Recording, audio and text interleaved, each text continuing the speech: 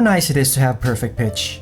With it, you should be able to build a mental picture of pitches, and conversely, hear the sound of written music. Both may benefit performance through improved memorization and analysis. Other perceived benefits though include bragging and self-flattery, but then that's up to you. Others say you have to be born with it, while some are convinced and hopeful that it can be acquired through constant ear training exercises. Over the years, studies have been conducted to see if it can be done. In fact, a published journal's findings in 2015 suggest that adults can acquire perfect pitch even without early exposure to pitches and labels. Nonetheless, ear training is important to anyone who studies music, whether you develop perfect pitch or not, as it improves musical perception and understanding. In this video, we'll do some pitch mindfulness exercises through visual color association. Meditate on the notes to hear their characteristics, which you might be able to associate with the colors you'll see in the frame. Find a quiet place and ensure that your body and mind is relaxed before starting the exercise to optimize your brain's learning potential. You'll hear each note 1 minute at a time, and if you feel the need to repeat any of the notes, use the chapters to navigate through them. Do this exercise daily, just as how you would practice your instruments regularly to get better.